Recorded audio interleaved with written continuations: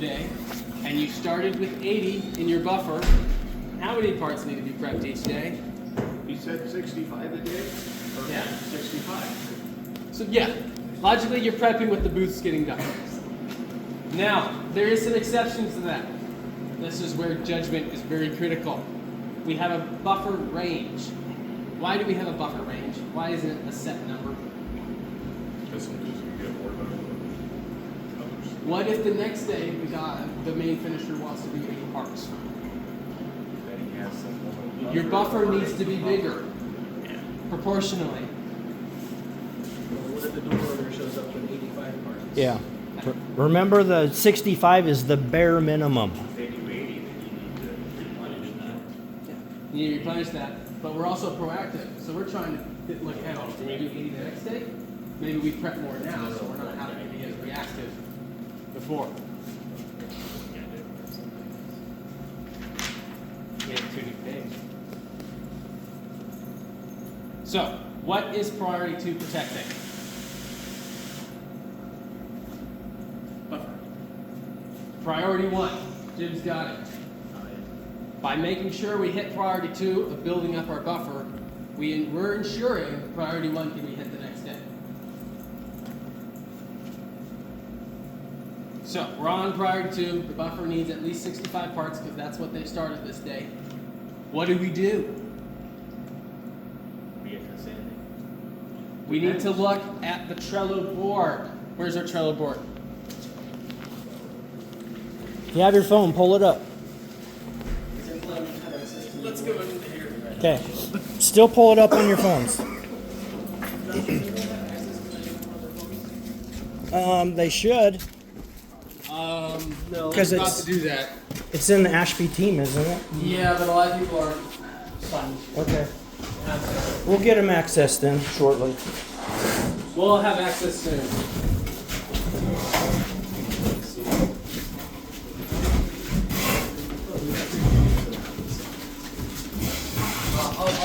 I forgot to move that.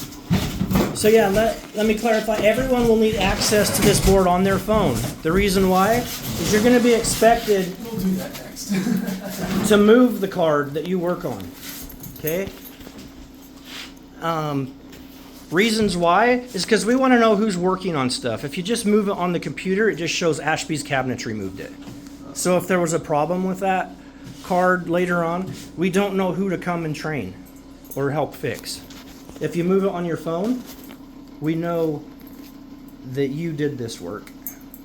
And we can also, it can help with tracking times and stuff. So get used to, okay, I'm working on this. Pull out your phone, move the card. Okay, I finished it. Let me move it to the next thing. Do it as you go. So, if we see a lot of cards being moved by Ashby's cabinetry, what's going to happen, guys? We're gonna talk to Disciplinary Ben. Does action. Ben normally do it from there? Operations. We're going to talk together about it. That's going to be a big meeting because that is. Ben shouldn't have to be moving cards unless he's working on it. Well, I thought that he's putting it all into like these backlogs. Yeah, that's He before we does, start. That's but- before we So if you start. see a whole bunch and it's in the backlog, is that? That's a different spot. I'll show you. Okay. So I'll show you exactly what we look at, guys. This is pretty cool. This clear buttons, activity. This is gonna show me. You can see Ashby Cabinetry did transfer a bunch of stuff in the backlog, but it also tells me exactly where it got what. So what we want to see is Ashby's cabinetry on in the beginning, but then after that, Lane, Louie, Peyton, Rook. So we need to add 65 parts to our buffer. We need to then know what parts to grab. Right? How do we know that? finish backlog. We go to our finished backlog, and we're gonna start at the top. So this one's going on the CNC, so you're gonna be on your phone. You're Why gonna do grab we this. start at the top? Top's the priority. That's been set. We know that already. So This starts at the CNC. So we're going to move our card to the CNC. We're going to cut it out. And we go to assembly and sanding. Then it's in our buffer. You always place cards at the bottom of the list. That maintains the priority. Oh, it's not at 80 to 120 yet. We need to grab another one. And we'll process it through. Door doesn't need to go to the CNC, so it'll go on assembly, straight to assembly and sanding. Is there a button we can make? Because well, I'm thinking like if you're moving it on your phone, sometimes it can be hard if you have to scroll down. Could we make a button where you click on the card and then it just moves it to the bottom of that list? Let's click on it. You can on the computer. Even if you click on it, just click on it. There's the 3 dots, and you can say move. 3 dots. Well, on the phones. On the phone. To answer your question, Caleb, yes, there could be an automated button created. Okay. Currently, there isn't one. There is one. You can press move on your phone, and it will give you a list. One of these lists, and you just position. I realize that, but you can make an automation where there's actually a button that would say move to assembly, and just push that, and it automatically does it. It would be less clicks. That would make sense. That might be something we'll put in. That could be an upgrade. Okay. Now you can do that. So, If we Mulder. Mhm. If we are filling this buffer, are we counting the items ourselves to know if we're hitting 80 to 100 in it, or 80 to 120? It's going to total right here at the top. This is where you'll need to look at the computer because your card won't show you that number. But it's going to show you really clearly at the top if it's big enough or not. So you have a responsibility to make sure our card numbers are accurate in there. If we got it wrong, we need to know because it's going to be lying to us and it could be lying to you what's actually being accomplished. Generally, it might take multiple people to fill our buffer initially in the morning. As long as we're all being productive, looking at here, each part should only take 30 to 45 seconds to sand on average before it's ready to move to the next step. That's more than enough time. I assure you all. If you get good at it, that's going to feel too long. Even those like 16-foot pieces of scoop crown. Those are different. Averages. Because you're gonna have a lot of fillers that you can do in about 10 seconds. Yeah. So those will average out. So let's make sure we're understanding this. We are going to have a little bit of work after lunch today. What do you think's going to be our main focus? We have a buffer to build. Priority 2. And how dirty was our booth? Pretty dang dirty. So we're going to need a guy or two deep cleaning the booth also. Okay. So, the moment we believe that this buffer will be filled by the end of the day, we have maybe someone else is working on the last few parts. How do we know to move to the next priority? Once we get our buffer full. Do you wait until that number's perfect? No. No. You're proactively communicating with your team. Maybe you're the one finishing up the last stuff. Maybe they are. But you're working together as a team. And you're not just individuals here. But the moment we know it's going to be filled and we're able to move to the next priority, it's important for us to move to the next priority. If we had 5 people in that day, and so we already had 2 people on the buffer, and you were person 1 in the booth and you just came out, you might not be needed to help fill that buffer. So you're going to logically move to priority 3, which is quick needs. Actually, I want to pause real quick. As we're completing these cards, it's really important to make sure we're cleaning up after ourselves as we're progressing through these steps. We really don't want the end of the day cleaning to be where we're like, we have everything left out from everything we've done today, let's clean it up now.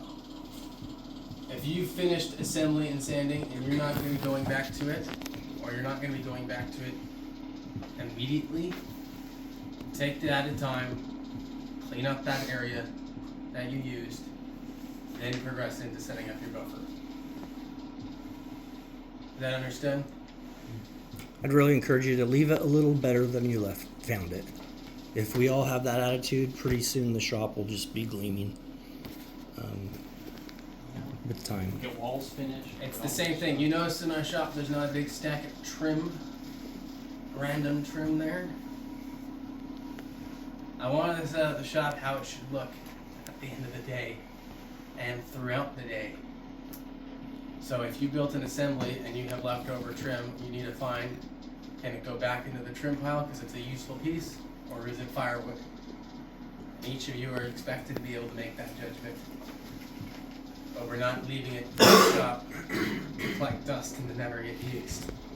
We put it back in a spot where it can be pulled from, or if we don't need it, or it can't, it's not likely to be used, it's empty. So, judgment is super important here. I'm asking for a lot out of you. So judgment means determining what work is planned for the next day and matching your day's work to it. So that goes in how you're setting up your areas, to how you're setting up the buffer, to even how much you're prepping in the buffer. You need to be able to connect what you're doing today to your tomorrow. That's how you make good judgment calls. And even later that day. And that's why it's so important to be cleaning up constantly.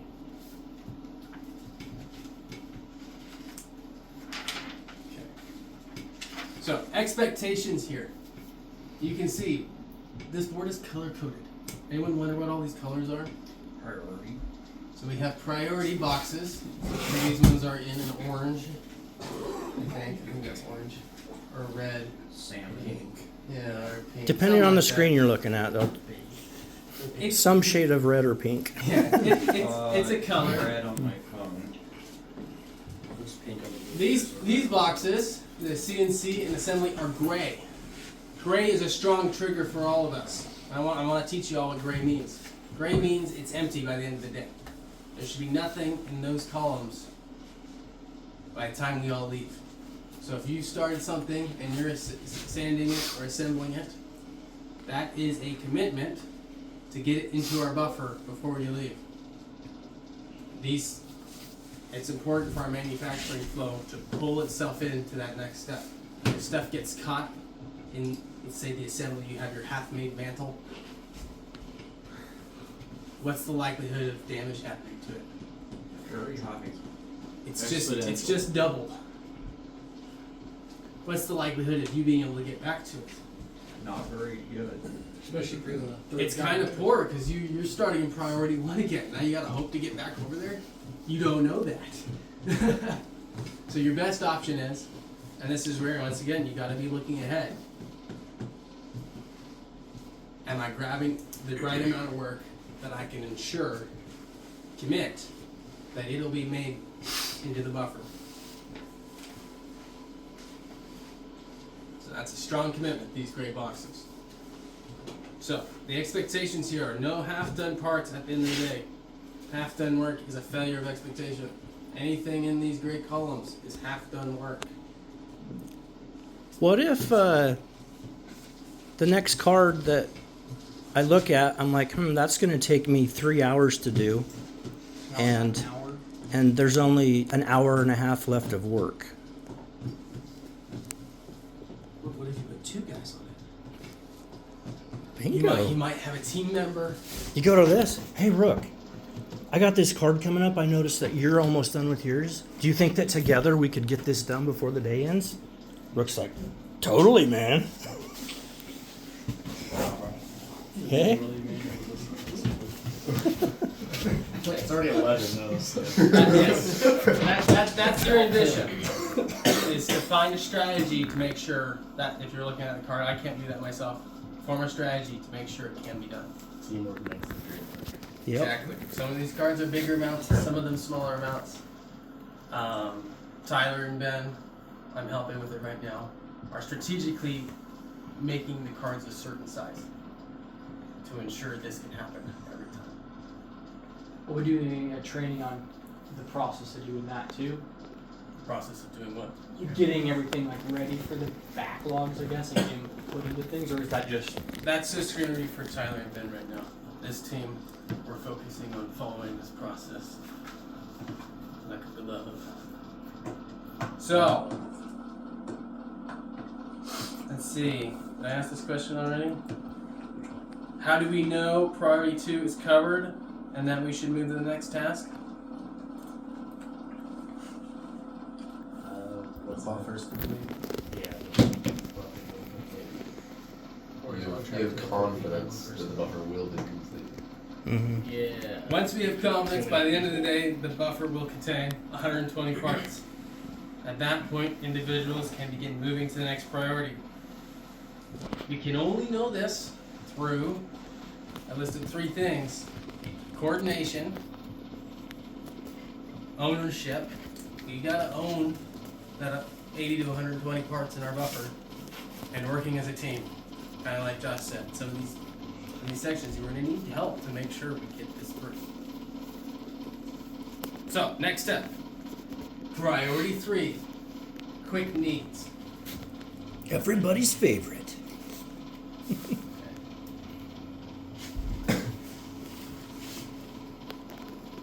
What's the goal with quick needs?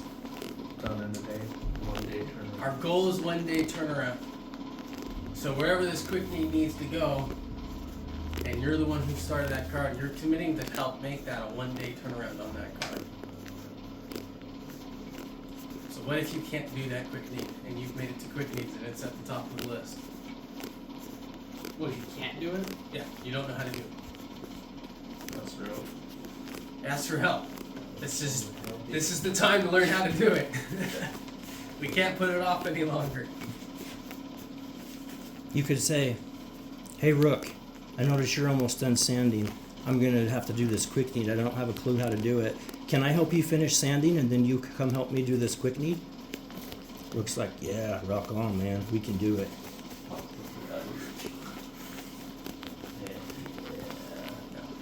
But it's critical that when we're starting a quick need, that's a 1 day commitment.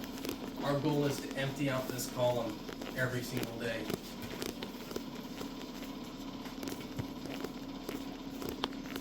Really, no matter what, we should have enough people in our shop at this time to get to this column and empty it out.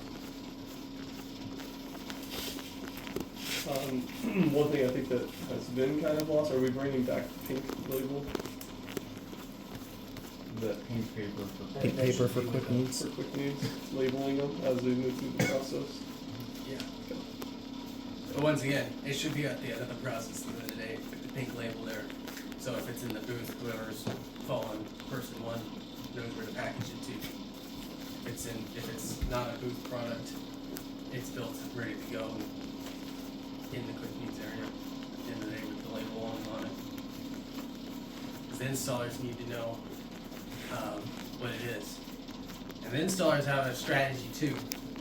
And their strategy is to try and not leave jobs, to not leave jobs unless they're all the way completed. We don't get the quick needs done, you've made them not be able to follow their strategy. Once again, we're a team. These functions really are important to happen, or we can't meet the expectations in a lot of different areas. Everything kind of starts at the shop. The shop's meant to be our shock absorber to make sure we're meeting our commitments down the road. So, quick needs. Start from the top. We take 1 card at a time. We follow it through to completion. If finishing is involved on a quick need, we can't disrupt our ability to hit priority 1. So we need to coordinate and collaborate with the main finisher that day. What assistance do they need to help us make sure that quick need gets done, but priority 1 gets done?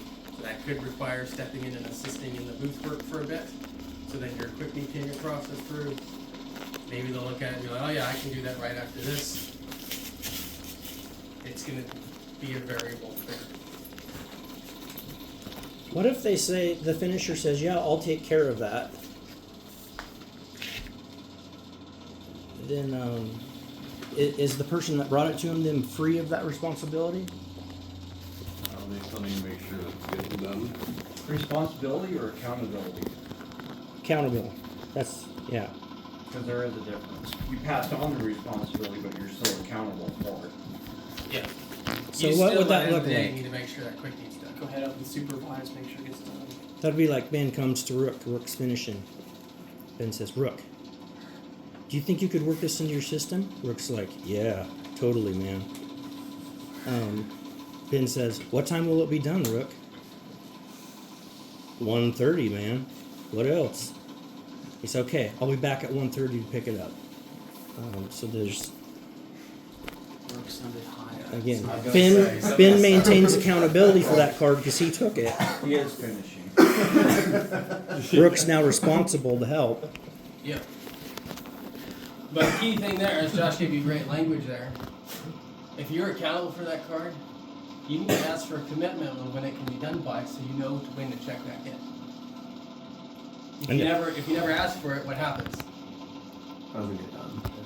It might get done, it might not, but you might never go back to see if it's been done. You don't know when you want it done, or they don't know when you want it done either. So, it's like, so you haven't met your accountability expectations for yourself on following that card all the way through. So if Ben comes back at 1:30, says, Rook, where's my part? And Rook goes, oh man, I got busy, I couldn't get it. Ben would go, Rook, I can't believe that. You let me down. I can't depend on you. I'm allowed to say that? Yes. All of you are allowed to say that. If someone said something to you that they do and they didn't do it, it's good to let them know. You're gonna make me cry. Let me But you're down. disappointed. Yeah. Why didn't you get done? Rook, what can we do to fix this? Hold them accountable. We're a team. Teams that function at the highest level hold each other accountable to a standard. If we can't hold each other accountable, what happens? Fall apart. None of us are accountable, really. So, We're just doing our own thing. since we're talking about priority 2, I noticed that there's a reordered card for doors in the backlog. Would you be the, if you were to take the card, would you be the one that reordered that? I believe that If was it's in the backlog, it should reordered. already be ordered. Okay. Gotcha. There's another board where everything that's waiting, that the leads will keep Okay. stuff there and then put it on this board at the appropriate time when stuff has arrived. So you shouldn't have to order a door then? Shouldn't have to. If you've gotten to that card and it's not here and you can't find it, You asked.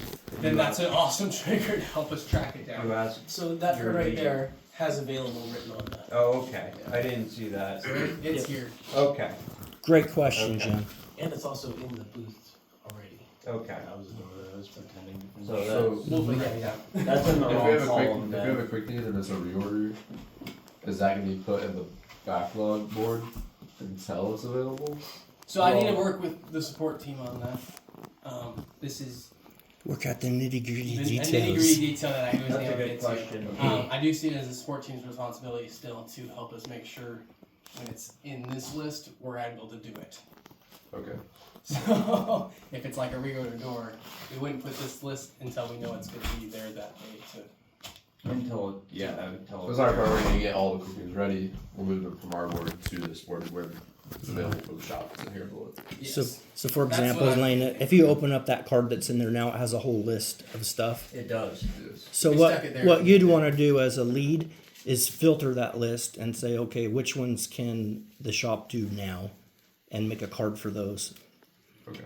and then keep the rest of it that is undoable at this point because of something on a separate board. Or, waiting. The goal with this list is stuff that can be done that day. Okay. If it can't be done that day, that doesn't match the shop's ability to do a one-day turnaround on it yet. Okay. Until it's, the materials are So once it gets put on this board, the timer starts from the one day trigger. Yep. Yes. Okay.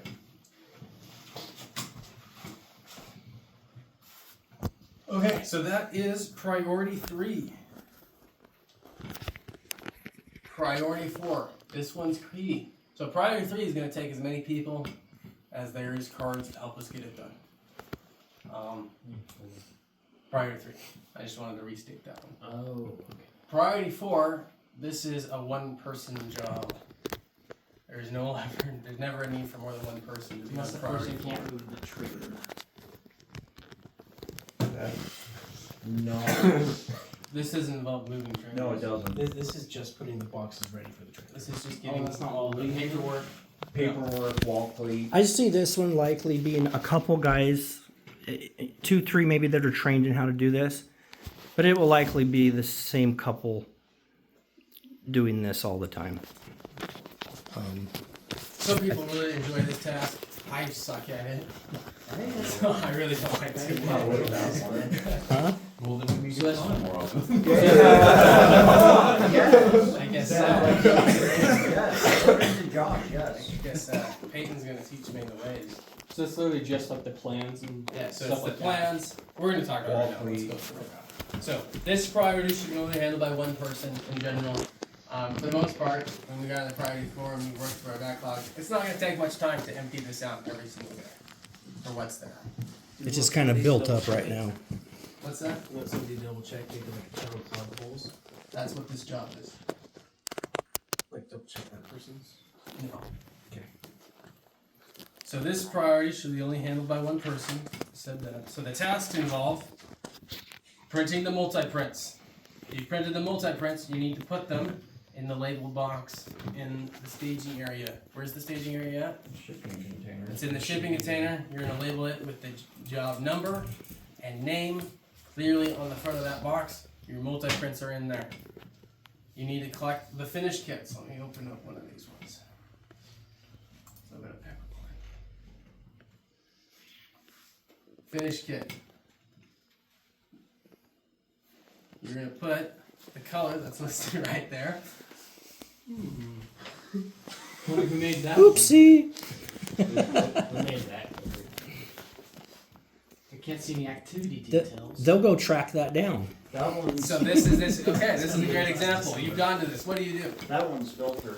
Do you just move on to the next thing? No, you get on there and put all the counts in. You have to go add it all up. You need to go track this information down. So, however much wall cleat this peppercorn section needs, you need to find out this number. What the finished kit code is, so you know how to fill the finished kit with. You need to track that down.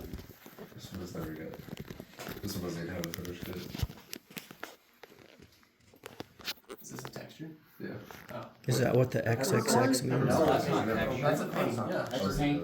But this got made in December, so But it doesn't. this is an old card too. Never It hasn't been done yet. So here, if Peyton's doing this, he would then take this card to the engineer and say, Hannah, this information is on here. You really let me down. Failure. Can you in the future really try to get this done for me? Is there anything I can help to do that? Because this information is critical for you to getting your job done. Right? Okay, so next, you've done that bit. It's this person's responsibility to ensure that these poles and knobs are here. They need to find them, identify them, label their individual boxes or bags, and stick them in. Where do they stick them in? The box. The box in the staging area that they've already labeled with their multi-prints in it. So, if your knobs and pulls aren't here, what do? Check if they're being ordered. Check if they're ordered. Just go to the engineer and be like, you let me down. No, at this time, it is your job to track them down. So you need to check, have they been ordered? When were they supposed to have arrived? This is also the time you need to look at, when's the expected delivery for this? Are we going to have our poles here before the delivery? If they are going to be here before the delivery, then you're just responsible for making sure you know when they come in and getting them in this kit. How do you know when the delivery is? Most of the time, this card, correct me if I'm wrong, but my view is this card wouldn't show up on this board if we didn't think that the poles were here.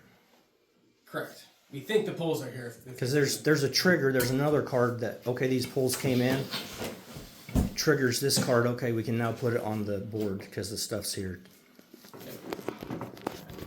So, how do you check the delivery? You need to be able to go to No Shed. The schedule, right? Scheduling database. Is there a delivery? Project timeline. You click this today button. That takes you to today. It's pretty cool. It'll have the. So we need to find Mendel in here. There's Mendel. So we need to make sure the polls are here before the 19th. Question on the calendar, is there a way to filter There is a way to filter. by job? Because that helps me a lot.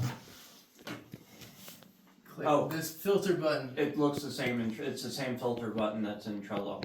Yep. You click filter. Where is mine? You can also use the little search Oh, that's. icon and true, just too. start typing in there, and it will filter stuff. By the job, yeah. Yeah. You type in the job number. Mm-hmm.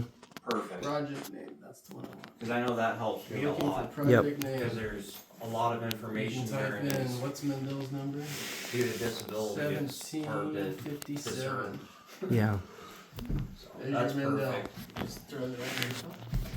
So that looks like the 19th. Show them the search feature too, there, Trenton. The search feature. This little The this Yeah. button.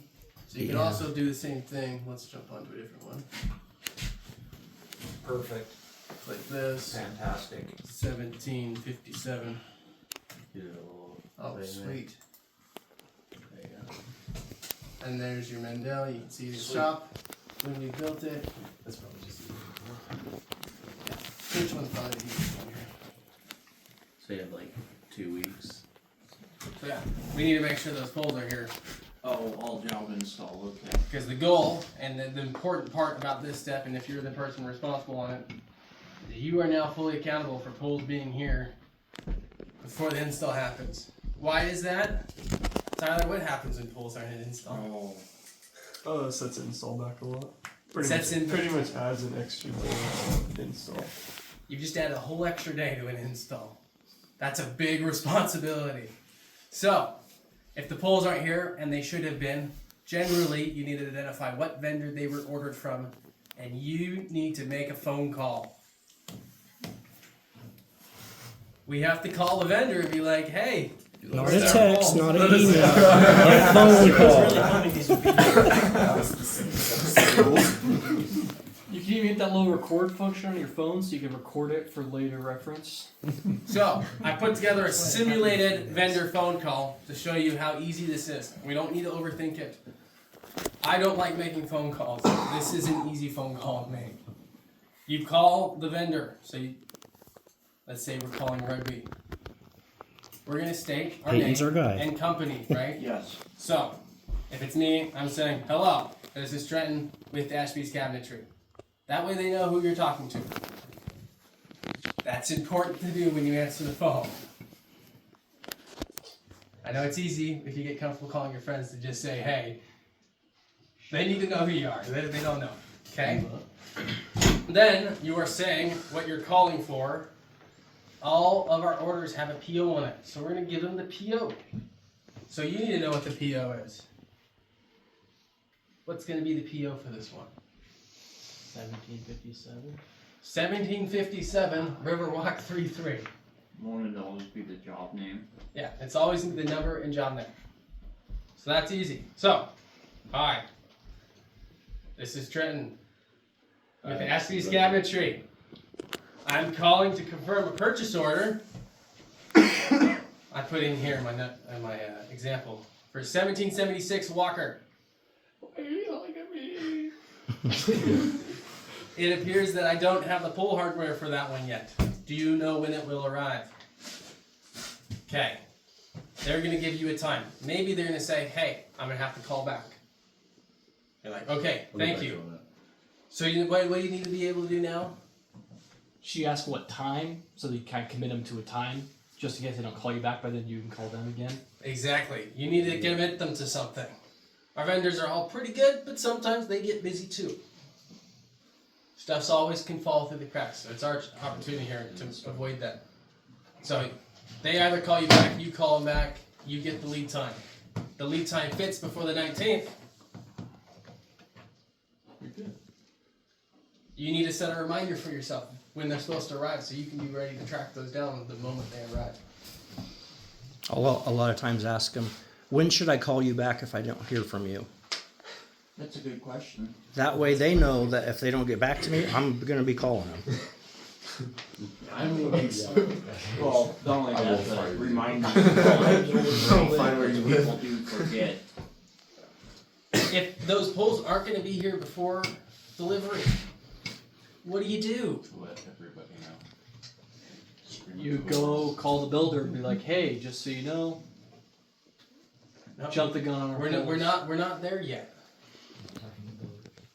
You can see if you can get them from another source We have options. to get them here on time. Can you expedite this order? If necessary, yes. A lot of our vendors, especially Advance, who we order most of our poles from, are capable of expediting orders. If they just don't have it and they don't know what's going to come in stock, well, we need to call another vendor and see if someone has it. Make some phone calls, look on Yes. Amazon. It's your job to explore all the options to make sure poles can be here, if possible, for the delivery. If you've done all of that and they can't be here, then it's your job to let Lane's team know. So they can either communicate with Tyler, who will let the builder know, or Darby, who will let the builder know. Could we also communicate with the office about maybe a substitution for the poles? That could be an option. Yeah. But yeah, if you're on this card, it is critical. If we don't have the poles yet by then, this time, your job is to help us track those down to ensure install is never waiting for poles. So there's nothing more frustrating than waiting for poles on install. So you have to go back a different day and you're stuck doing poles all day long. That sucks. I think Lane made a good question because I don't think a lot of people know how to do the other options. So, are there going to be trainings? How to do the other options. Yeah, when you're How to ordering. call other vendors. Yeah. Like, we don't know numbers. We don't know. Okay. Nobody's in here's really done anything with that. All the numbers are in All Moxie. If you open up your All Moxie and in the search bar type advanced or worth, Did you get the new guys the number should be in number there. in there? And then how do we find who those poles are ordered from? That's from Lewis, right, Kenny? It'll show up on the order number. Now, what if you go? Because it's a good question. What if you go and the number's not in there?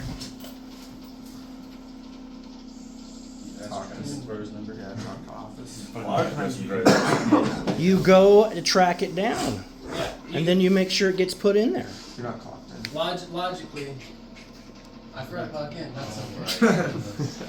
So, search bar. Rookie. I need to call advanced. Caleb is throwing off on I actually clocked in. Sweet. Look at Bob. Oh my gosh. Just go back. There you go. There it is. Boom. Advanced hardware supply. You can also use Click Google advance. or the internet as well. Where do we go? Contacts. Oh, there's Bobby. We like Bobby. There's not a number there. What do we do? We get nice about Well, it's not. Call Jeff. we don't have Jeff, and we can always, do we update? If you're on Ben's team, you're gonna go to your lead first. So, if you're in the shop and you need a number and you don't have it, you're gonna go to Ben and see if he can get it for you. If Ben can't get it for you, you two will move up to the next guy until you get the numbers you need. And they're in here. Please give me your number. Couldn't you always like call, let's say, like advanced and just ask, hey, who's my sales rep for Ashby's cabinetry, and they give you their number? You could look Or you up. could call him. Transfer me to Bobby, please. You can look up all our vendors on just Google. There'll be a number there. There's lots of ways to get a number. Be proactive and find it. Yeah. This is an area too where let's talk about the concept of improving your area. So you're going to find a lot of things that are frustrating in our company. Like this is one. Where's the number? Well, do you have ideas and ways to make that simpler? Like maybe, hey, we ought to have a list of numbers. That's a great idea. Be proactive. Make the list. Post it. Don't wait for someone else to fix your area. You can even go get everyone's phone and like put in their contact info for each of them. So then I would not Just like have you to them take my phone. phone. You just steal my phone. So what happens if you're kind of busy and you decide, I don't want to call them right now, I'm going to put it off till later, and then it just so happens that we don't get the polls because nobody called. What's the result of that? That's not an Failure. option. You're If going you to made have it a to sit this down. priority, Well, you're if not too busy to do this right now. Well, what you're getting at is you're taking stewardship for that card, correct? Mm-hmm. This is your top priority. You can't get too busy. If you choose not to do it, Trenton's gonna strike come find one. you. We're gonna come talk about it. Just You'll do have it a in- correction plan You put in And if you place. don't feel comfortable calling a vendor, what do? Ask for help. Yes, I'll happily sit next to you while you call the vendor. We can put it on speaker. You're gonna keep more uncomfortable. It's like I like Bobby more. He's nice to me. This is an expectation I have for each of you. I don't like making phone calls. I understand it's okay to not like making phone calls. This is the easiest phone call to make. It's just working. Few questions, and you can get off of it immediately. And not only that, but they're usually pretty nice and friendly anyways and helpful, so. Yep. Yes. Like they're And you're professional expected to be nice and friendly back. When they give you the information, say thank you. Show your appreciation. I love you. Don't be weird. No. No? But no, yeah, behave in a way that they are. Oh, Peyton's calling me. Cool. Hey, what you need, Peyton? I love this guy. We want to be our vendor's best friends. And this was the guy from Dance Fiber. He loves me. And that's Yep. awesome. Yes, That's what we want. best friends. We want to foster vendor relationships. It's super Yeah, critical. be friendly with the drivers. A Strike good up. example of why that's so important is last year we did a bunch of parades. One parade had a door that we had to get remade desperately before the parade happened. Because we had a good relationship with Lewis, one of our vendors, they are able to ultra expedite it for us so we can make sure we met that commitment for the builder. Super Saiyan story. They got it to us in less than 24 hours. That's pretty good. That can only happen if we take steps now to build relationships with our vendors. It's because they like Be us. grateful because they like us. They don't do that for anybody. And the Okay. gift package we send them every year helps. Priority 5. We made it to the last priority. We're ahead of schedule. This is awesome. Board.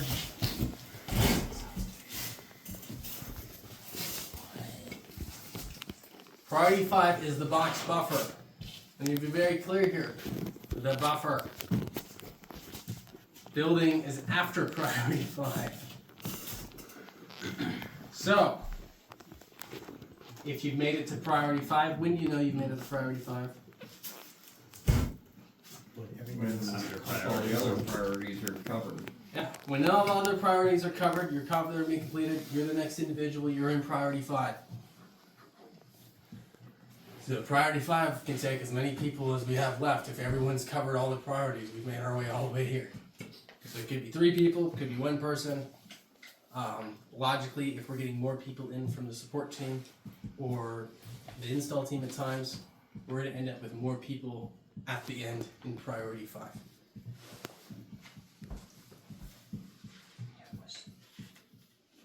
Next question. So what happens if we have this box backlog that's very large, but the finished parts or quickies and stuff is taking up all our time, but we need the boxes for the job we're doing? Don't worry about it. Just focus on the priorities. For this team, focus on the priorities. For the leads, that generally means That's their we need job. more people in the shop. The shop's behind schedule. So that's where Ben's gonna be like, help me! Scream to the masses. We are strongly anticipating that some of the problems we've had in the past with that are going to disappear with this system. But that logically means we're gonna work through them at least 3 or 4 times before they disappear. Mm-hmm. So we're gonna get really good at handling that. So, you're in priority 5. Your first thing to do is to check your box buffer. Your box buffer is meant to have 8 to 16 boxes in it at any time. Now let's talk about where is the box buffer? Right there. Wrong. This is a critical change. It says in carts, right? The box buffer is in carts. Where the rack is. So you can see, over the last week, Josh has cleared out a spot where we can store our box buffer carts. There's 3 carts available that we can fill up for our box buffer.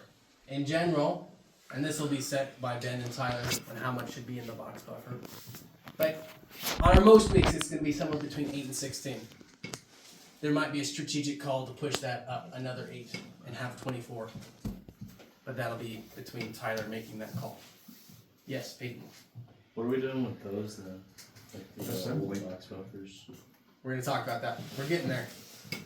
I got to go through one thing at a time. Don't feel rushed. So, logically, if our box buffer is carts, what are we banding into? A cart. A cart. So that's a clear expectation. We're always banding parts into a cart. Nowhere else. Where do we band parts? In the car. Into a cart. Perfect. So all cut box parts are banded and placed in a cart. We will not place those boxes into the cubbies. We know where the cubbies are at. Yeah? Until we are ready to begin building them. So that's our trigger for moving our cart into box assembly. We've moved them out of the cart into the cubbies. That's assembly. What is this box color? Gray. Gray. What does that mean? Empty. Should be empty. Should be empty by the end of the day.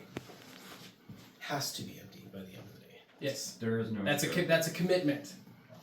If you've loaded boxes and there's still some in the cubbies and you've left that day, Corrective action. that's a failure of expectations. Guy would come. Let me down.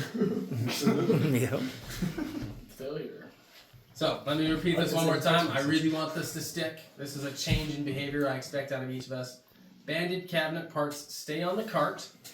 They do not go into cubbies until you are ready to commit to building them that day. Cubbies are always loaded from a cart, no exceptions. What this means is, at the end of the day, and we'll look around the shop after we talk through a few more things, our shop should look empty. There shouldn't be anything over in the building and assembly area. That way when we're processing finished parts, we can use those cubbies to help us stage stuff there. We have more area to stack stuff. We're no longer cluttered on top of each other. That's the critical change here. And that's why it's really important to get parts into our buffers by the end of the day, so we have a fully useful area. I'm getting there, but thank you. No, I didn't notify. Did you have a question? Yeah, so let's say you unloaded a cart and there's 16 boxes worth, and then like you have a bunch of people helping you build, but then it becomes like 5 o'clock and you still have like 8 boxes left to build. Could I just stack those back on a cart and put them back?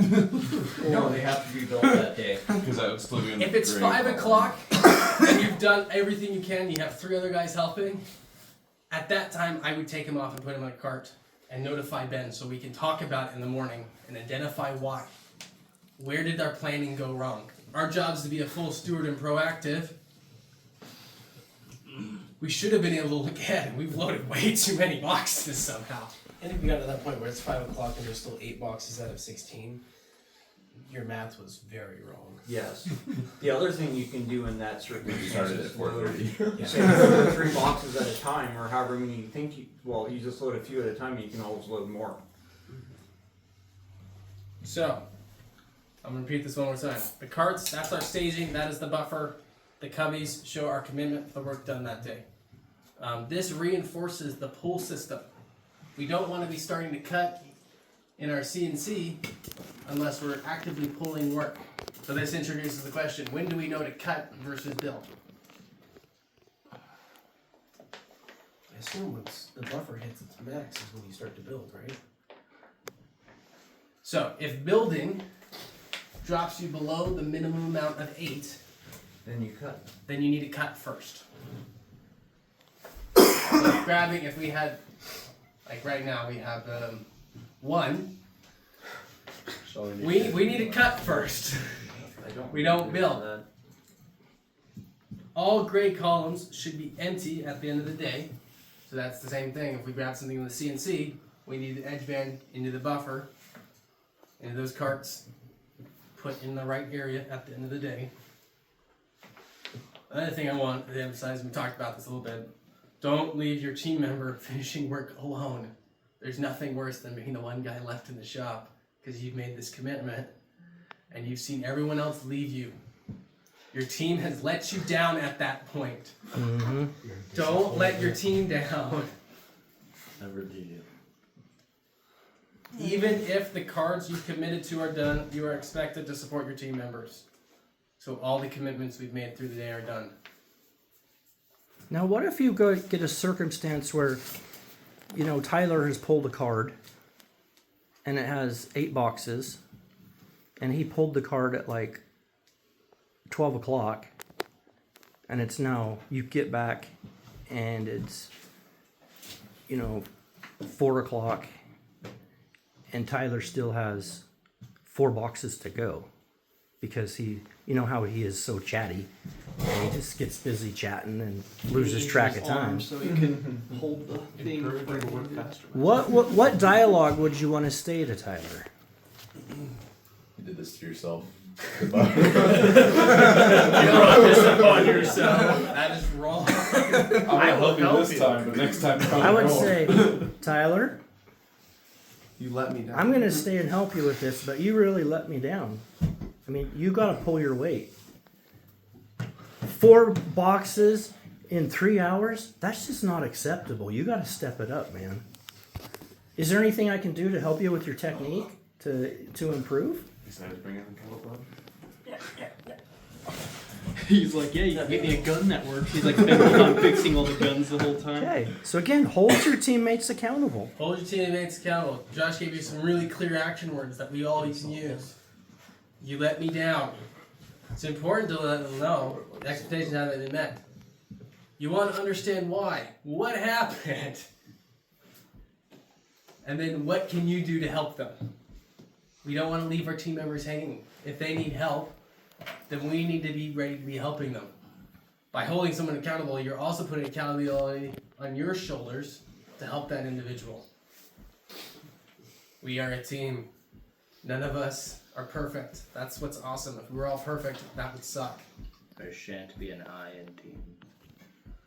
So, let me restate this. The only work in progress allowed at the end of our day are these 8 to 16 boxes in our buffers, our box buffer, and our 80 to and 120 parts in our parts buffer. That's our work in progress. Everything else is meant to be completed.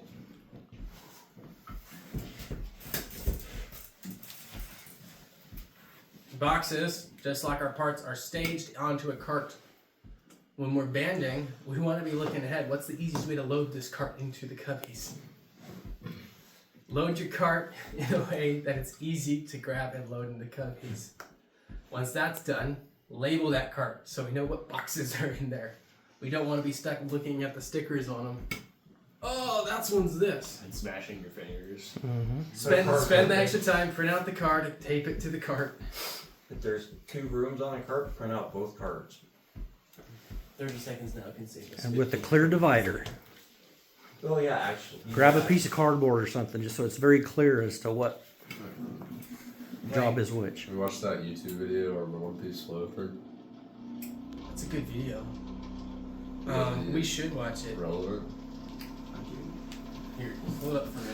Can you find it? I don't know, it's in the YouTube history recently because we watched it for a lunch of mine. You guys watched my workshop? No, Yeah. that was a different one. That was a different one? Over the history.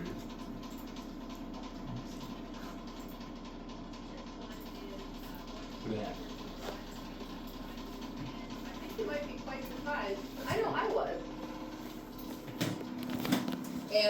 one is that there's a section for each batch size. So there's a batch of 1, and a batch of 5, and a batch of 10. Now, regardless of the batch size, the processing time will remain exactly the same. The only difference is, if you have a batch of 5, you can't move from complete to the next staging area until all 5 are done. And the same for a batch of 10. You need a full batch of 10 before you can move to the next staging area.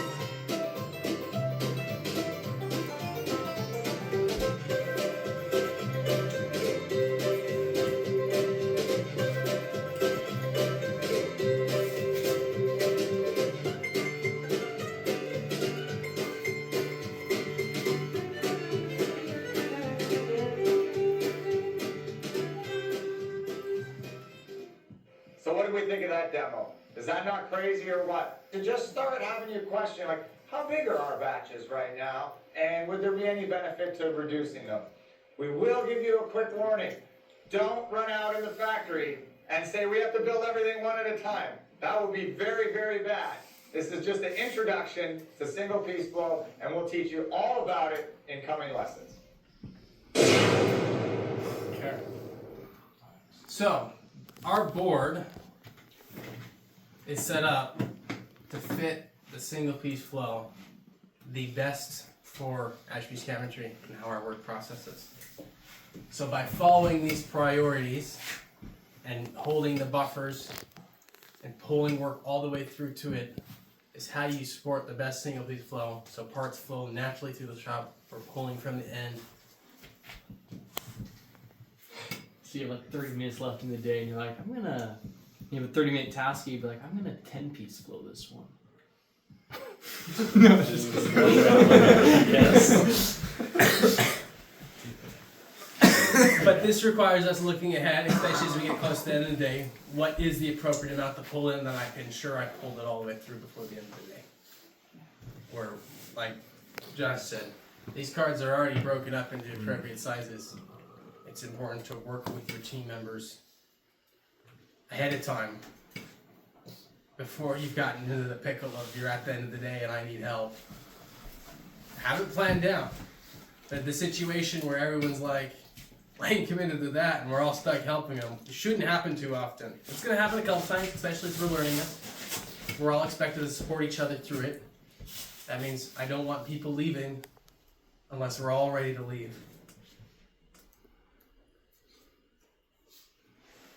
You'll probably But we see should our improve at it. you'll probably see our end of the day leave time will start to vary a little bit. Some days it will be 3, some days it might be 4:30. It just depends on how well you coordinate. And there's some strategy behind it too, because once again, we have our commitment of work. Maybe the whole team gets together and is like, yeah, we really want to take 2 days off at the end of this 2 weeks. We're going to do an extra bit ahead of time so we can do that. That's an option. If you can't complete the 7 boxes on like a CNC fill, could you pull from one of the other jobs that is a smaller one that's not in the order so you can complete that in the time you have? The first step is to coordinate with your team.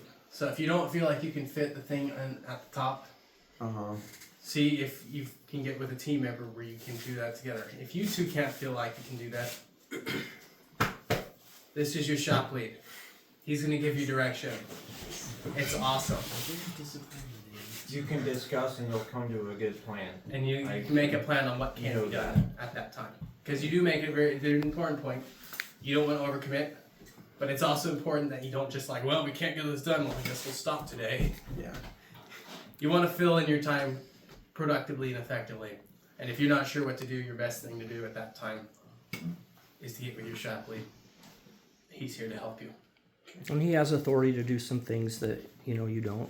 Like, he has authority to, maybe if there's a card that has 8 boxes and he sees that we could get 4 done, he might choose to split that card.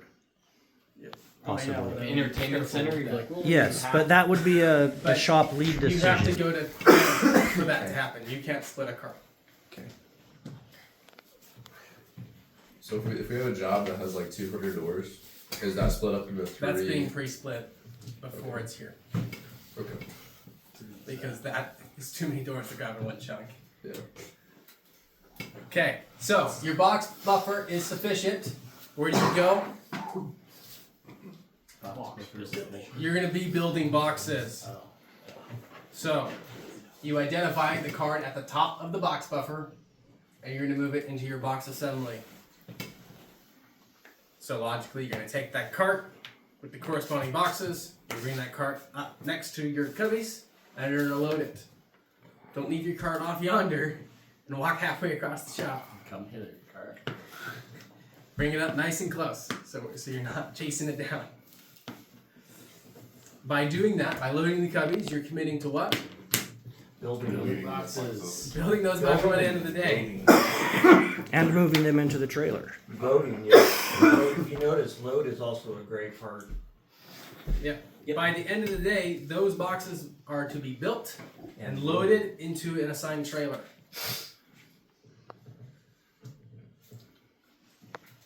So there's clear building. What if we run out of trailer space? Oh, or what if the trailer is on install coming back empty at the end of the day? You need to grab another empty trailer? Well, but the other ones are full. That shouldn't happen too often if our 2-week plans are done right. If that does happen, and you're like, there's nowhere for me to load this. That means the shop lead wasn't proactive enough in making the plan. That means the shop lead. Ben, I feel disappointed. I'm so disappointed. I don't have a trailer available. Yeah. And Ben's gonna help us come up with this as a solution so they won't be in the shop at the end of the day. Maybe we'll be carting them or ferrying them over to a shipping container. We're gonna find a spot to store. That was not where my brain went. Just take them outside of the shop. Take them back. And mine was staged though, so the second train. You said ferrying, and I was like, wait a But minute. our job is to get them out of the shop. That is, yeah, ideally. Obviously agree. It's really important. Our shop, our booth, should look very intentional. Pretty much the same exact as we came in the morning, but with different stuff in it each time. And once again, if you've finished cutting on the CNC and edge banding and you built your box buffer, before you start cutting, building boxes, clean up the area before you. The end of day cleaning is just our final cleaning. Wait, you want us to sweep around the CNC before the end of the day? Yes. Okay. It's done being used. Now, if someone's gonna be jumping on the CNC right after you, use your judgment. What is judgment? I gave you a definition earlier. This is a retention question. That's a part of abdominus. I can't remember how to say it. Autonomous. Autonomous. Yeah. It's part of being fully autonomous. Okay, judgment. You're being fully autonomous. You're looking ahead at the next tasks. What's going to be best to help us accomplish those next tasks? So that requires sweeping around the CNC to help the next guy who's running on the CNC do it. If it's not that much dust and it's not going to make a difference, maybe don't do it. You're autonomous. I don't expect to need to give direction there. Each of you should be able to make that call. So, you're building targets. When you're in box assembly, there is a clear target of how long it should take to build each box. That average for each box is 18 minutes. Who here can hit 12 minutes per box? I've seen Lane do it. I've seen I think I Tim might do have it. done it I've seen before. Jim do it. I can. I've pretty sure I've done seen. it before. I've done it before. You've done it before? Yeah, I have. Okay. Yes. Like maybe one time. But I've Well, done it. we're gonna work on I've that. done it. I can do it. I do Who can hit 15 minutes per box? I know. Again, average. Average. Obviously, there's some more complex boxes, and there's some more quick boxes, more faster boxes. There's a better grammar way of saying that. Who can hit 18 minutes per box? Okay, so everyone here who can't, you'll be able to work on it really soon. We're gonna work with you. It's okay that you can't right now. This is an expectation that everyone can hit. So, question: if you're not proficient in area, or well, I guess that would be proactive. Is if I know I'm not like in the booth, then I could go work with somebody who is, or I could go ask somebody who is. Then correct? Yeah. Okay. Ask It's for help. If you know you're not, you need help. Yeah. We don't want to leave you hanging. We're all great teammates. And Maybe we just haven't realized you need help yet, and it's your job to be proactive and reach out. If you don't, if it's not written down or said, then nobody assume that nobody knows. Yeah. That's the only your time. safest option. I don't use that word very often, but in this case, it's appropriate. Once again, if you're not hitting that 18-minute box target, we're going to come talk to you and try and understand why and work with you as much as we can. It is also expected to run all of this. Keep track of your averages here. If you're getting better, I want to know about it. You need to know about it. It's important to know your improvement. If you've gotten worse, you need to know about it too. Wear more of your stripes. So you can understand, what did I do differently that time? So what's the results coming from you when someone gets a lot better at it? That depends. I'm not making any strong commitments there. Right now, It could be a lot of things. it can be a lot of different things. But right now, the main expectation is to keep track of it. In any of these areas, if you can find a way to track how many sheets did I cut, how long did that take? How long did it take to band that section of boxes? It's your job to keep track of these things and see if you're improving. If you're more proficient than a member of the team, that's an opportunity for you to help them. If you're less proficient, that's an opportunity to ask for help. So it's very important. We are working on developing a way for you to put these into a personal scorecard. But I want to start each of you off now just doing it personally. Kind of how I look at it. So if I see somebody who, let's say, Tyler and Caleb. If I see Tyler is averaging 8 boxes a day on install, and I see Caleb's averaging 2, do I look at that as like, man, Tyler, you're so awesome?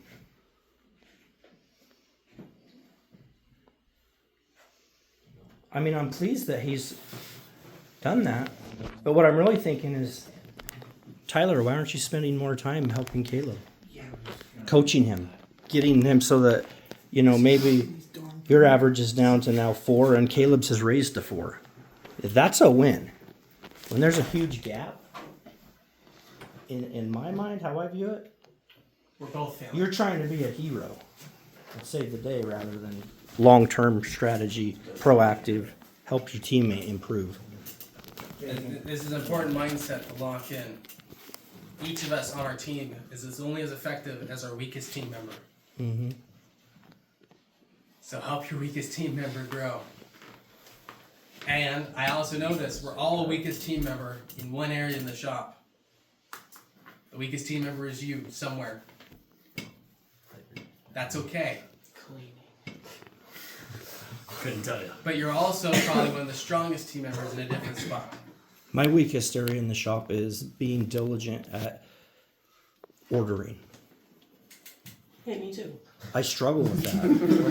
Wait, what? So work together as a team. Build up our weaknesses. Use your strengths. So let's do a retention scenario. See if we've stuck for priority 5. There's 2 team members on priority 5. The box buffer is insufficient. There are 10 boxes in our buffer. 1 team member has already begun cutting the next section of cards on the CNC. What do you do? Help them. The box buffer is insufficient. You help them. What time is it? Help them and get banded and put it onto a card. There's ways you can work that in. Like Louis said, you can help them move parts. You can band it. You can cut. You can build the buffer. So, it's a trick question. There's a lot of good answers here. Didn't you say 10? Isn't that in the target range? Yes, but if you built any, you'd drop below. You're trying to keep that buffer there before you build. So you have to ensure that by the time you build something, between You're 2 and 16. replenishing. So what I would do is I find out the number that he's cutting out, build that many, And then order the card that's that's an an option option too. that would refill that. In general, you're going to start building boxes. Why? The CNC is a lot faster than you. Yeah, it's true. It's going to outpace whatever you build in boxes if someone's got something. So is banding. So as long as they're cutting enough to fill in, so in general, then we cut like 8 at a time. There's me plenty there to cover whatever you build. What about like looping around to the front of the priorities and starting back with 1? Yeah. You'd want to check the first priorities first. Yeah, we're assuming all of those have been met. This is after. This is that was an assumption I made. I guess I didn't state it, but that's a good question. All of those have been met. Especially if you hit new Impressive. kind of would have known. Now, is there a set target for the boxes daily? No. Nope. There's a set time of when you're building boxes that we all need to be holding ourselves to, at 18 minutes per box, or faster. Don't hold yourself to 18 minutes per box. If you go faster, that's only in our benefit. Once again, if we clear on our backlog, Hold yourself over 18. Or, sorry, under 18. Yes. If if we clear on our backlog, then we get ourselves in this position of power. Do we want to do more? Do we want to go up bigger? Well, not only that, we want And when we're in that position of power, we can also decide, do we want to have the day off on Friday? Basically, just do it as fast as you can. Just put boxes fast. Yeah, you'll probably see the box counts, vary greatly from week to week. Yes. Did you get high? The parts buffer backlog is built off of that consistent amount of 65. The box backlog is built off of what jobs we're expecting to be delivering. When we plan out work, we're really trying to get box building closer to when we actually deliver it to. Parts we're trying to get done a month ahead of time. So they happen at different rates. You're generally building a different job of boxes than what's being finished in the booth. Well, does that play into the one-piece delivery with the boxes as well, where you may be building boxes while the job's installing? We don't want to be building boxes while the Okay. job's installing. Okay. With how we've got it set up, the chance It shouldn't This be is the planned case. with the expectation that these boxes will be built before the delivery happens. Okay. Are those pre-planned too, where like when you have those boxes built and you load them into the trailer at the end of the day, is it pre-planned in advance where it's a certain amount of bases and then uppers so then it loads in the trailer well? Or is it just like you have all these boxes going through and you're gonna have all the bases put in first without realizing it, and then you're like, crap, now I have to take all these out to start loading the other stuff? Typically, the way they optimize, the bottoms are basically 1 through 10, and then it goes up to the higher numbers on the tops. So typically, you start at 1 or 0, you're gonna have all the bases and then the tops to come on top of that. You're gonna get a little bit more bases first, but it shouldn't be too many that you can't easily. Is there going to be a strategy as how to things are optimized? Box number. By box number? Yeah. Okay, like cabinet number? In general, and a lot of these cards, if it's a 24 box kitchen, we're gonna have it broken down into 4 different cards. So you can have 3 different cards. So we can have 3 cards of 8, and it'll specify what boxes for each card to cut. Okay. So what happens when all of these priorities are filled? and you like looked around back through it, and nobody needs help. Everything is like All of these confident priority everything to will be done. fill, then we're always building boxes. Because there is no set number of boxes Because built. there's no set number of boxes built. And then once that's you our complete chance your to build buffer, ahead of you go boxes. back to Are you meaning when boxes are done being built too? So like you Like, cleared out like- this whole backlog. that shouldn't. Like Would that there's ever- no space to build. All the other things are done. Why is there no space to build? You got Run four out. spots to build. Yeah, Why? we run out of stations in the shop to build. Oh, because everyone else's priorities are going to get done in that right amount of time. Yeah. Oh, and Then it would be your job to maybe work with someone on their priority, get it done quicker. So then both of you can move to this priority. Or you could say at that time, call Tyler, hey, we got extra manpower here. Do you need a room installed? Send Need some help people on out. install.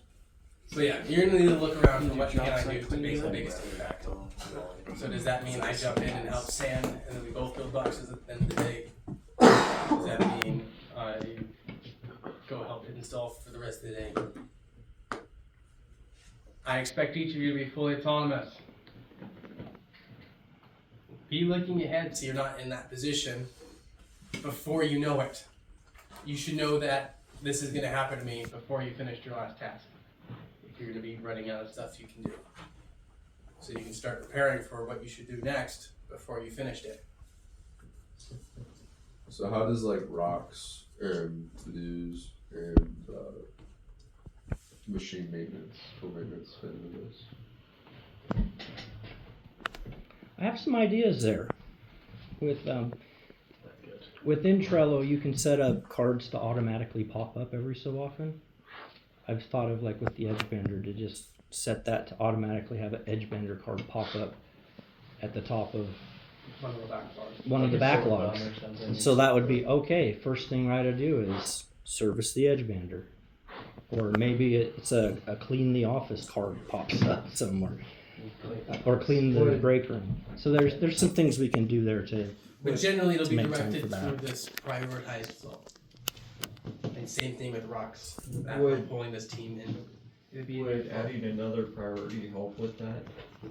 With like maintenance and stuff? I think we get the point. No, I would rather go through the Okay. Or like maybe that'd be like, I don't know, like, yeah, I see what Or you're like when saying. Lane was saying that if there was not a station open to build boxes, you could prioritize cleaning up something or maintenance on something. Yep. That would be part of your Project autonomy, or something looking that's ahead. done or- But Where but can I make again, the best and there's impact? open stations and boxes being built, and you're doing something with the edge band. I might say something like, hey, let's go this direction. As far as the question you had about a rock, if you're assigned a rock, I mean, we do set a deadline for those. It's 90 days. So I guess the question arises, like, what if in this process it always keeps you busy and you don't have time to do that rock? Maybe you're not What a do we do there? shop guy for a day. Maybe you're a. We have to schedule the time. Is- We need to would fill that in be- for that guy before we pull. Is the rock priority higher than the priority one on here? That's a good question. Let's talk through consequences here, right? If we don't hit our priority one, what happens? We go out of business. We go out of business. We die. That is the end outcome if it happens too often. If we don't complete a rock, what happens? We go out of business eventually. We go out of business eventually. Depends on what it is. So they both need to happen. Some rocks are higher priorities. If that's consistently happening and you're on a rock, that's time to coordinate with your leads. Help us identify why we're not able to get to that rock, and see if we can explore options where the priorities are still being met and we're confident they're being met every time. If that happens, I would look deeper. I'd be like, okay, so we've set these numbers based on good data, so that they should be very achievable, and we're not like trying to be greedy and say, oh, let's put more work on these guys and max them out. We're very, you can reach these numbers. So if you don't have time to work on a rock because there's too much going through here, it's likely you're not holding each other accountable enough for getting your stuff done. Or possibly it could be that they scheduled too much. Don't think that's going to happen because we monitor that pretty close. But if it is, then we would say, hey, let's adjust this. This also fits a 2-week world really well. And the whole goal of this is if we can accomplish all this on Thursday of week 2, Friday is a bonus day. Essentially, it's the day where some people can go home, some people can stay and work on that Frobisher. That's also like one of the best days to do rock mixer, extra maintenance, and anything. Based off of our averages and the numbers we have scheduled here, we should always have an extra day or an extra most of our days. Thought going off of what Josh said too, is not only holding each other accountable, maybe it's not people working as a team and filling or going, hey, can we help get this task done sooner? Or do we need to work together to get this task done too as well?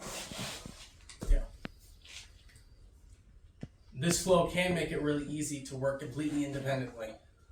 That can be okay sometimes. Depends. Other times, you need to be working together on some cards to make sure they process through in an efficient amount of time. Rework would affect this flow, so if one of you chooses to do poor quality, that work's going to have to come back through. That will really impact that extra time that we've scheduled. Yeah. No. It'd be really nice if you did. That's how businesses go out of business. Okay, so let's go look at our shop real quick. More stuff. We've almost made it, guys.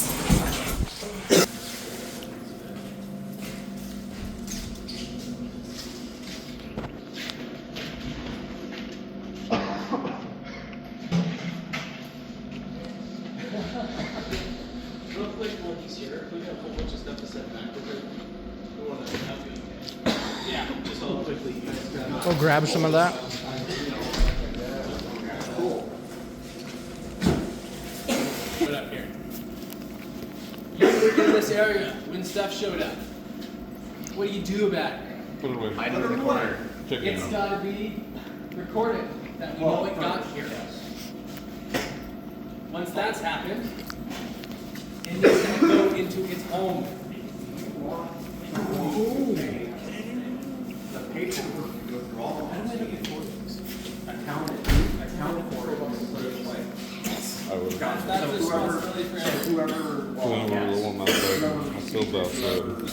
If you don't know how to do that, ask around until someone can teach you. I'm not going to teach that right now, but you're expected to be able to intake stuff so it's not here at the end of the day. I'll do it after this. It's taken care of immediately. So if that's poles coming in, putting poles where they go. If it's legs coming in, legs where they go. Booth stuff where it goes. They all have a home. They don't want to be at their home, so we can use our workspace I know effectively. for a fact that there's 2 members in the shop that know how to do this at home. Yeah. And Josh has been awesome. You should all know how to do it. But everyone's expected to know how to do it. And if you don't, So if you don't ask somebody, be in who a does. position, maybe get with them to learn how to do it with this one today. Actually, Ben can have a training on that. So let's look around. What does our shop look like right now, except for this stuff right here? Mostly clean except for this, which will be gone by the end of the day. It's all that. empty. Our cubbies, you see all our cubbies? They should all be empty. There is no trim against the wall there. It's okay to stack that there while you're working on it, but put it back away before you progress. All the materials in its proper order. All your materials stacked nicely in a good order. Your box buffer pushed against the wall and the carts. It's currently empty. There should be boxes right there. So that'll be a Edge band is in its proper slot. Edge band is Almost. put It's a away. work in progress, but it will happen. soon. You don't really want anything stacked on top of our edge bander. So if there's stuff on top of it, we need to find it off where its home is and find its home. Everything has a Yeah. home. Machines are clean, computers are clean. So let's talk about the core system rules to this system real quick. This is a pull system. We pull based on our buffer state. So we don't introduce new work unless our buffer has gone down. So like with the booth, the reason why we have to fill the buffer each day is because we've always pulled from the buffer that morning. We work from the top of lists. The only work in progress in our system at the end of the day should be in the designated buffers that is on a cart or stacked nicely in the booth. Buffer parts must be clearly labeled, have the trailer card printed and attached to them, and be well organized to prevent mix-ups, and they must be easy to pull from. Okay, and I just want to reiterate this. If you're placing it in the buffer, it's your ownership to make sure you own labeling it and they're easy to grab from. If stuff's hard to grab from a buffer and you're pulling from it, that's a red flag for you. You need to find who loaded that buffer and hold them accountable. Hey, you did not meet the expectations here. Okay, closing. We've made it to the end of the training. Awesome job, guys. You are all capable. This system should feel pretty easy when followed. By the end of the day, the shop should look at these like it is now. Okay, you now all know the system. You're expected to follow the system. You know it, follow it. You're expected to self-manage and be autonomous. You're expected to help us maintain consistency. Our shop last year was awesome. It achieved peak efficiency at times. It also was the worst efficiency at times. This system is deliberately designed looking at that information to help us stay at peak efficiency all the time. Follow this process. Hold on to it. It's designed to make your work feel easy. Be clear, easy does not mean zero effort. I don't expect zero effort out of each of you. Quite the opposite. I expect very deep care, effort, and attention for every single task you take and for your team members.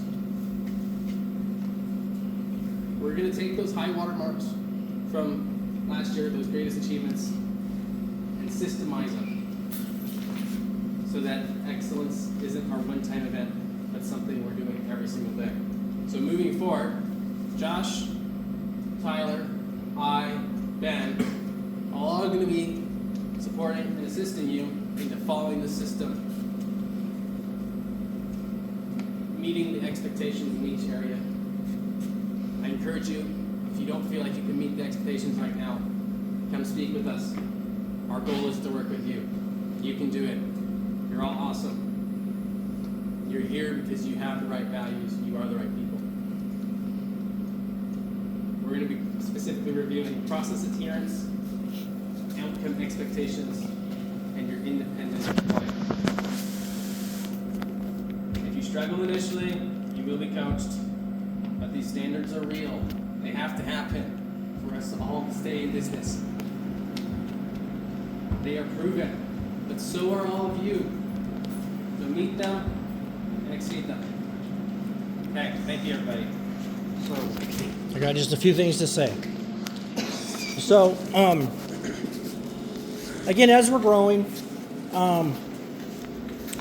we're well aware that some of you currently in certain areas underperform. And like Trenton says, we're very willing and raise your hand if you're willing to help out a teammate grow. Okay? So really the only reason that you shouldn't be able to get there is that you truly do have a capacity problem. But if that's the case, I mean, we usually can find a spot that works with you. So don't try to hide your capacity issues right now. Be really open with them and seek out that help and get yourself to the level you need to be, okay? Another thing I want to address quickly is our cleanliness and personal hygiene, okay? we're a smaller group right now, so sometimes we're a little more, I guess, lenient. You know, if someone smells or doesn't wear clean clothes, we need to start working on that. Because as we grow, we're going to be in closer proximity to each other. So, are we showering daily? Are we wearing clean clothes? You need to be asking yourself those things. And if someone comes to work and they smell or have dirty clothes, what do we do? You really let me down here. Tyler, I can smell you. You're letting me down, man. Did you shower last night? Not for the last 3 days. Why not, man? Too many things going on. Can we talk about that? Sure. Okay, let's go talk, because we really got to get you showering each Let's day. go talk outside. Okay? What about breath? Who likes talking to someone who has stinky breath? No one? Wait, what? Okay. Trenton, you have a fetish? What do you do if someone has stinky breath all the time? Grantley. Hey, man. I really care about you, and I've noticed your breath smells a lot. Do you have like a medical issue? Actually, I do. Okay. What is it? Teach me about that. It's a dental issue where we can't afford toothbrushes. Okay. I guess it's more of a financial issue. You know what? I think I can help out with that. I'm going to give you a toothbrush, okay? I'll give you a breath mint. Okay? How many of you feel you can do stuff like that? I can afford it. You can? Yeah. You can? Okay, do it. If you can't yet, I'd really encourage you to get out of your comfort zone and give it a try. Okay? Because we want to have a clean environment. In order to do that, we have to be clean ourselves. Okay? Now, does that mean that we can't wear the pants from the day before because they're dusty? I can't afford it. No, you can. How I do it is, do the butt check. Smell the butt. Does it smell like your butt? Oh, it does. Okay, don't wear those pants. Okay? That's a safety check. If you can't smell, Don't do that check you know, for other people though throughout the day. I asked my wife, hey Tammy, do these smell? She smells them. Oh yeah, don't wear those ones, okay?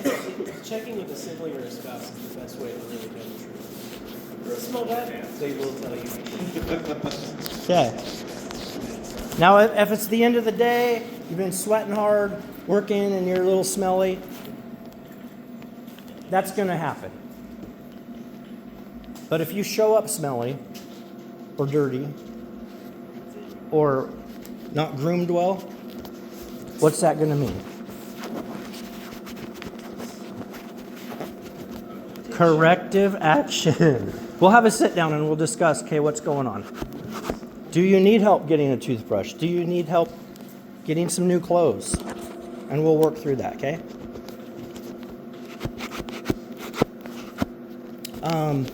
I'm really excited. Again, like Trenton said, we had our absolute best quarter this last year, and we had a big loss one of the quarters. So we had a really wide range of experience, and it taught us a lot. And this system, we feel, is going to capture us at our best. And yeah, I really believe that as we do it, it's going to feel a little weird at first, but as we do it, the days are going to feel less chaotic. We're not going to be rushed at the last minute. And just work will become a really enjoyable environment. Okay? Any questions or concerns?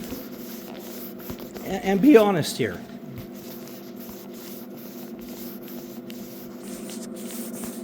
It's okay to have doubts. It's okay to have concerns. So you guys said you're implementing this right now, correct? What's your time period, I guess, when you're wanting everyone to be efficient at this new process? What's like the goal range we're looking towards? I'm not before we start getting strikes.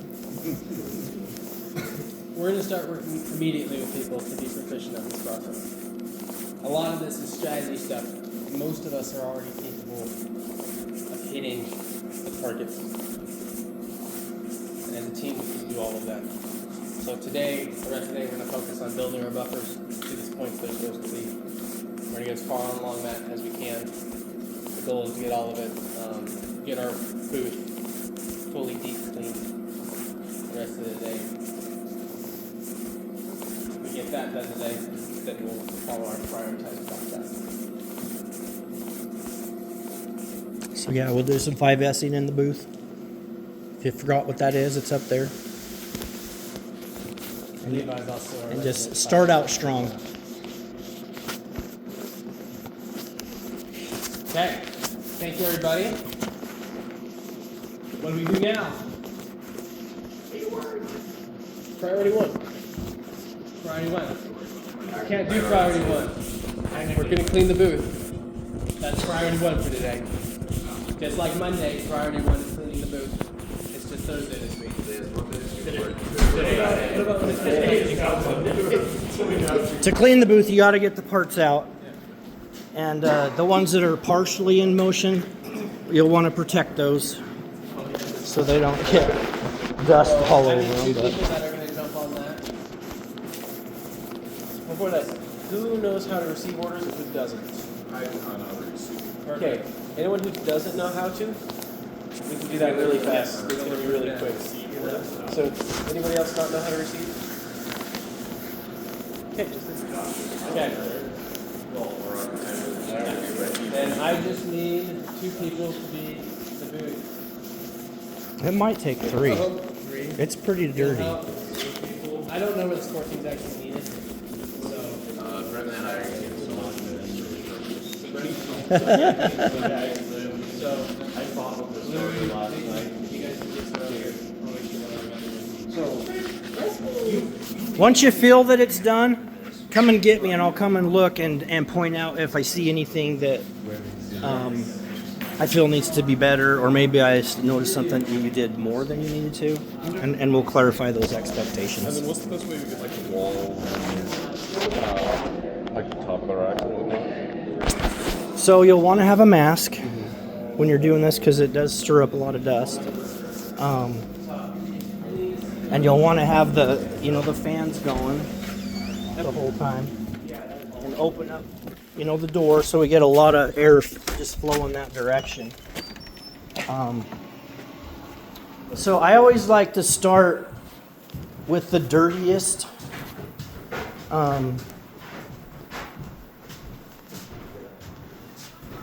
Again, first step would probably, just organize everything, get it where it needs to be, cleaned that area up, get it organized, move anything out that doesn't need to be in here. Parts that are in motion, like these ones, they still need some work. You might move those and cover them so that they're not going to get contaminated. Extra stuff up here, I don't know if that needs finished. I think it's probably just extra stuff. that sounds right, I think. Maybe it does need finished, I don't know. Yes, that one does. Okay. All that does. So you could probably do that and just blow it up. So anyways, once it's all cleared out and cleaned, stuff's in the right order, then that's when you want to start the removing dust. Okay. So I usually start with this up here. Okay. You'll have to get a ladder, and you can get, usually start with a broom, sweep it down, get as much as you can, and then you can blow it out. It gets dust everywhere, but keep your fans on. During this, you can actually remove the filters. Might even wear high Just so that- protection too, just so they don't get dust in their eyes. Yeah. And then once this part is mostly dust free, and I've swept the floor, from there to there, then I'll start in the back and get the air blower and just start blowing everything that direction.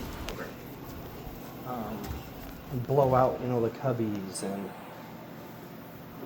just, try to get all the loose dust that direction. And then once you've blown everything, then usually you just have to sweep again. Okay. Then blow out your filters, fans. And then